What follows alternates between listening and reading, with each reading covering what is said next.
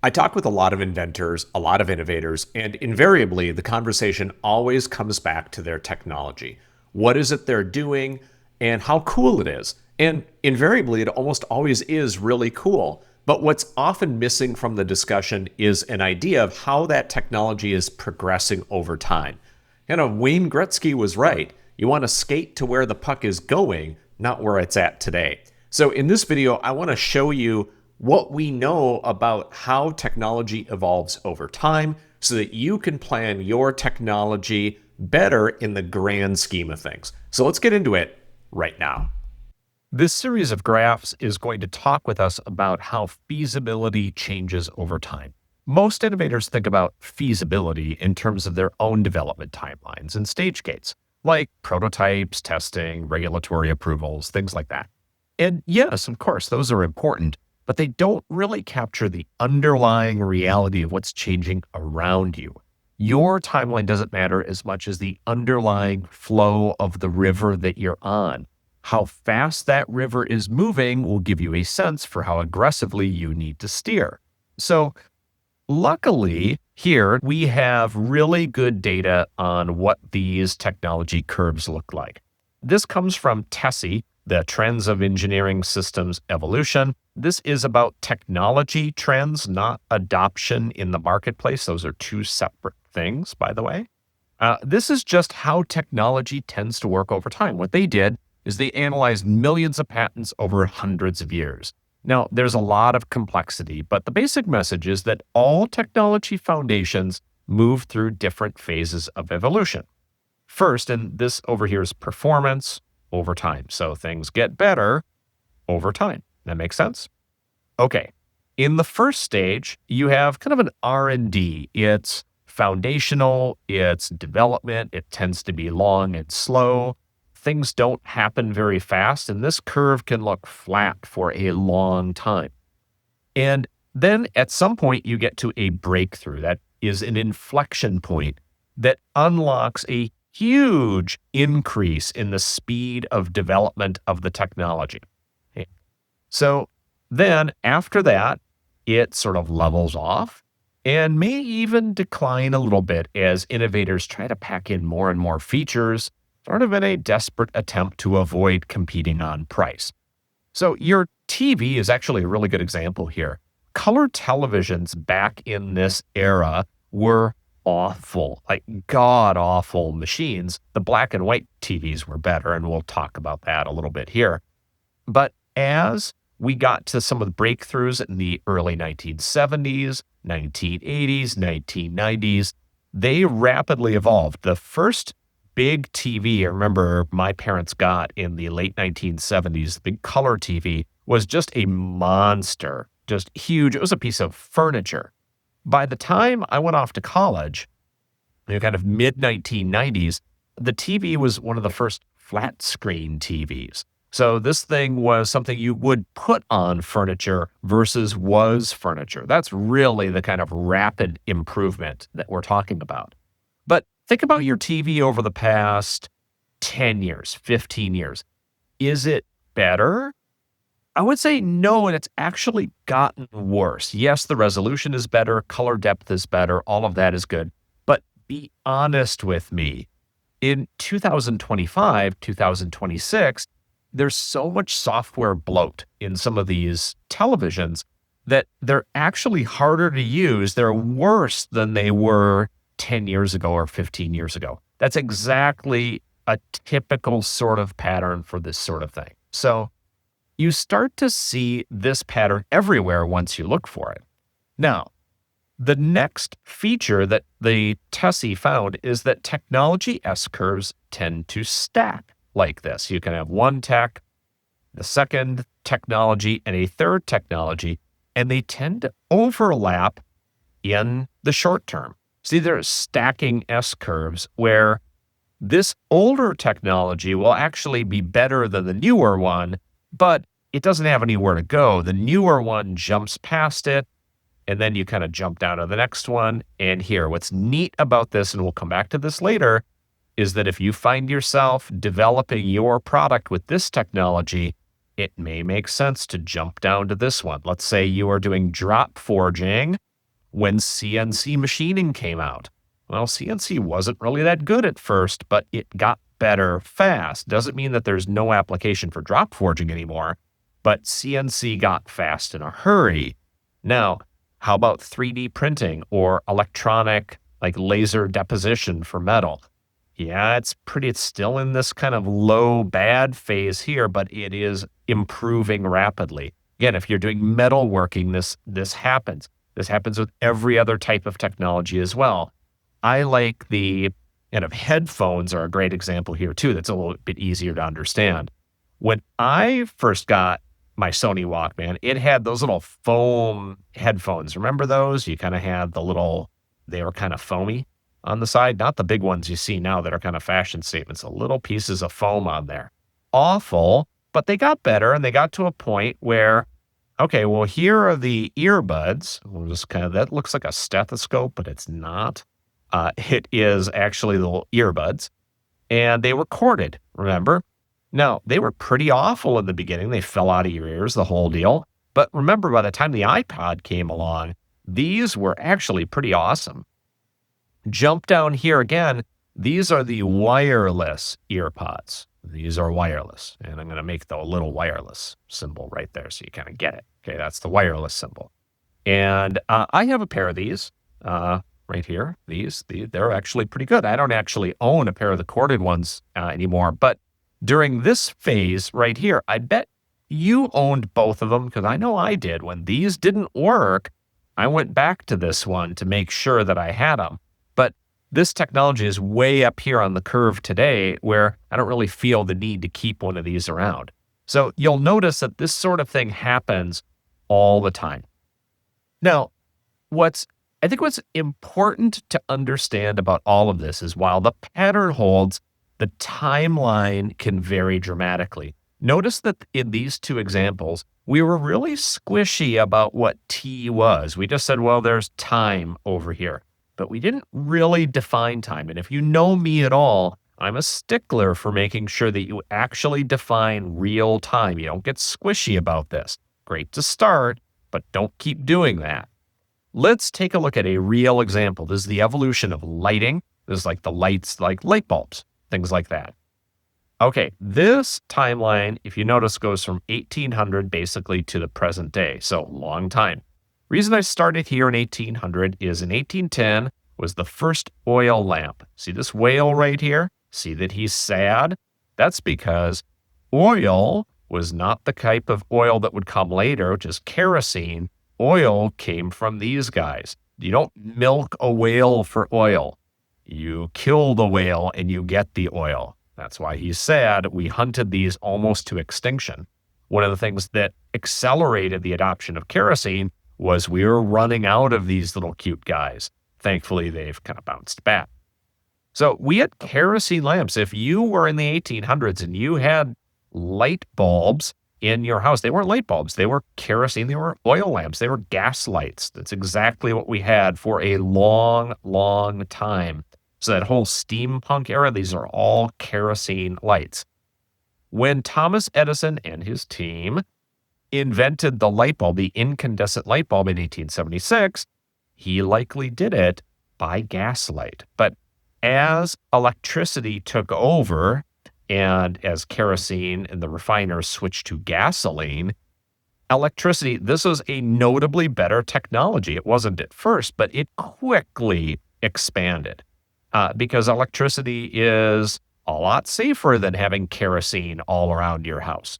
So this, again, in pretty much the entire 1900s, it was incandescent bulbs that you had. Maybe you had some gas lights, but you quickly replaced them, if you had lighting, with incandescent bulbs. That's what I grew up with, probably you too. Now, if you were in an office somewhere in the 50s, 60s, or 70s, you probably had these tube fluorescent lights invented in 1934.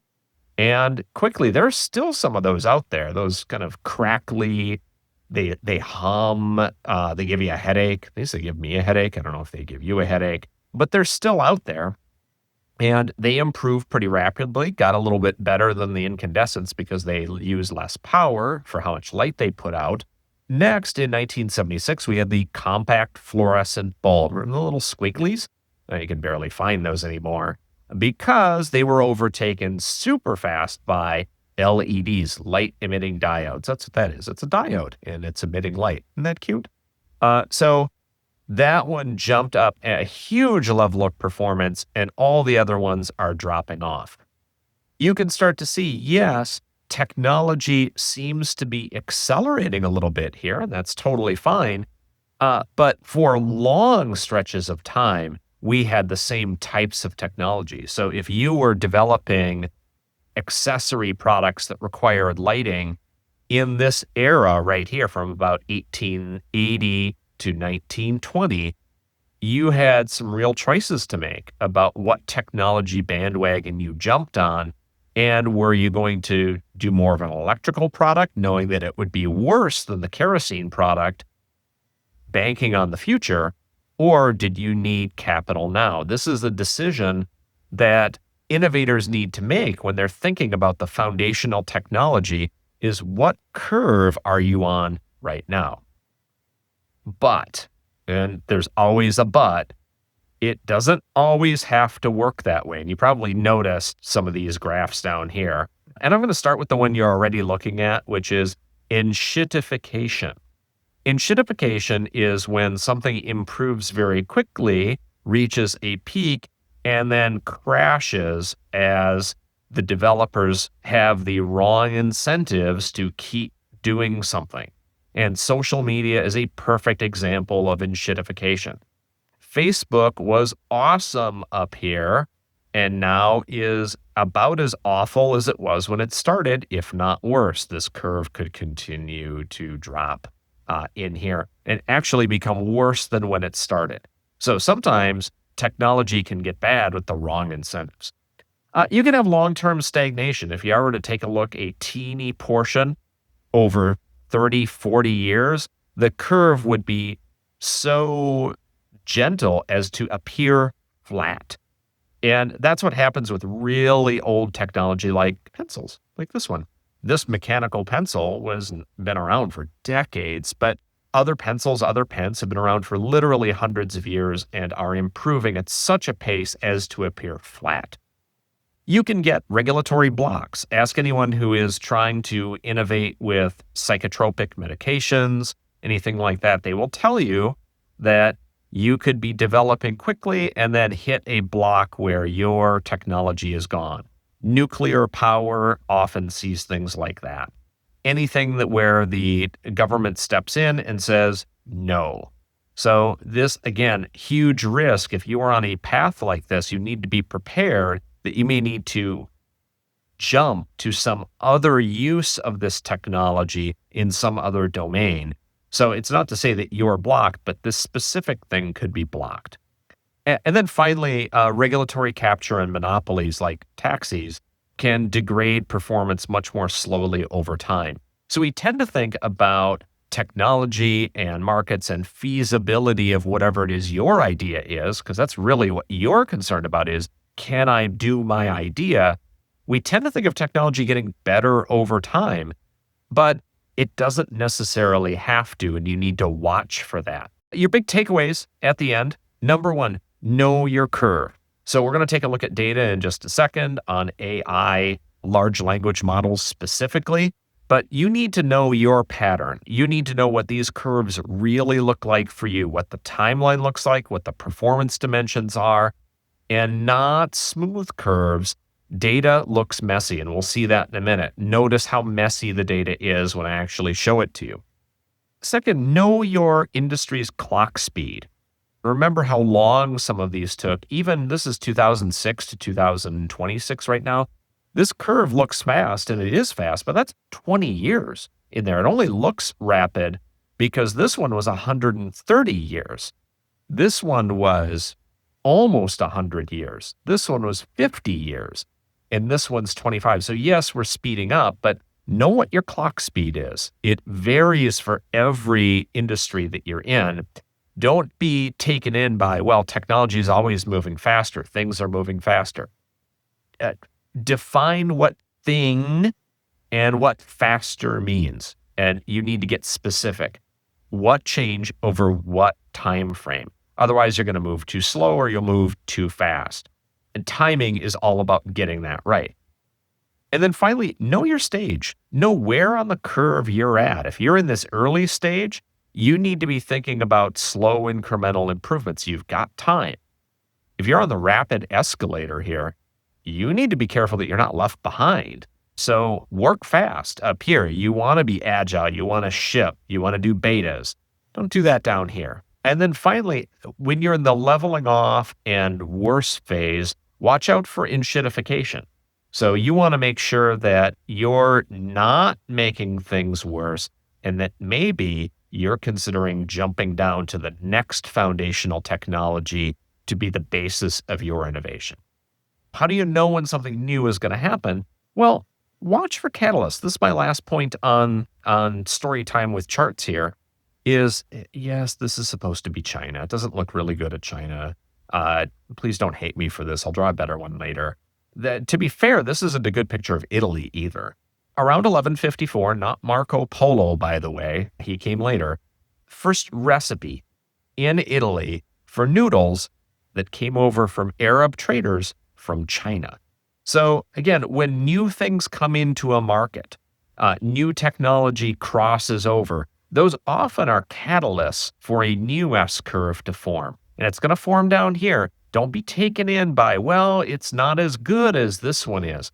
It won't be, but it will get better in a hurry. And now that you know how these curves work, you can make better decisions about how you think about your foundational technology to get feasibility right over time. Let's go take a look at some real data right now. All right, let's start to take a look at some real data with some real performance benchmarks for AI models. And the reason I look at AI models is it's one of the clearest spots where we can take a look at real-time data for something that is changing really, really fast. What you see on the screen right here is the performance of AI models from 1998 to 2024. Now, don't worry. I know that 2024 was a long time ago, and now it's 2026 as I record this. We'll look at some more recent data very soon. But I want you to pay attention to something that you see. Remember in the previous section, we talked about how curves look and how the curves don't always need to look the same. And you see that actually right here. As you start to think about what the different models look like and what they're trying to do, achieve that human level performance or better, you'll notice that some of them are sloping up quickly and then leveling off and then jumping off quickly and then leveling off again here at about human level performance. And we see that on pretty much all the models. The curves look a little bit different, but they all tend to follow the same pattern. Now, remember what we talked about before, that Trends of Engineering Systems Evolution looked at millions of patents over decades. When you do that, you tend to average out some of these differences. What's really critical, though, here is if you've watched this channel for any length of time, you know that I'm a big believer in start with the pattern, validate it with real data. And this is real data. And you need to find the equivalent of this in your industry, whatever it is. But this is useful because there's a lot of data on it and things are changing fast, so we get this. Now, there are some of these models, the glue model, for instance, where you're not seeing the prior performance here. And they go up almost vertically just because some of the technology is advancing very quickly. Let's take a look at some newer models here, some newer data. This one is actually just a simpler version of the same thing. What I like about this one is it's a little bit easier to read. And this comes from Sherwood. And they're taking a look at the human baseline, image classification, visual reasoning, common sense reasoning. What you notice about each of these is they tend to get to that human baseline and in many cases are able to exceed it by a little bit, and that shouldn't surprise us. A calculator is better than most humans at procedural mathematics. It's really good at that. It shouldn't surprise us that we are seeing this kind of rapid progress in some of these models with the new large language model technologies. This is the Stanford University Human-Centered AI program that is taking a look at this more routinely. There's lots of data down here on where data centers are being built and all such nonsense. That's not really what we're talking about. What we really want to know is this chart right here. So I'm going to expand on this one so we can see it a little bit better. What you notice is this is some of the most recent data available in 2025 and early 2026. What do you notice about the curves? Again, we've got image classification has leveled off. Medium level comprehension leveled off. Visual reasoning leveled off. All of these curves are approaching and exceeding a human baseline in many cases, some very much exceeding that, like PhD level scientific questions. Again, shouldn't surprise us whenever we can really determine that sort of explicit objective criteria. We see that, but they are all leveling off. They are all following the same S-curve pattern. What that tells you as an AI developer today is that the core technology is starting to level off. What does that mean in real terms? You may be able to not need to use the frontier models from Anthropic or from OpenAI. You may be able to use a open source model that will get you still above the human baseline, probably a little bit further above that. You don't need the hyper edge performance of the frontier models because those might be better at complex reasoning, multi-step agents. But if you don't need that, or you can wire those together yourself, the performance isn't coming past the human baseline as much as it is being able to wire different types of technologies together to provide that next level of perceived performance. This is something where even in AI, even where this is going very, very fast, notice that we see the same patterns happening here as well. That's it for this video. The point I wanted to make today is that as you are taking a look at your technology infrastructure and you're thinking about how you are developing your technology in an ecosystem of other technologies that are related to yours in kind of a feasibility space, you want to make sure that you are in the right spot and that you are tracking this kind of data to know where you are on the S-curve so that you are not only developing fast enough, but you are measuring the right types of performance. What are your questions about the technology S-curve in your industry? Drop the questions into the comments and I'll answer them, or I'll find the right engineering resources to help you answer them. Until then, see you on the next one.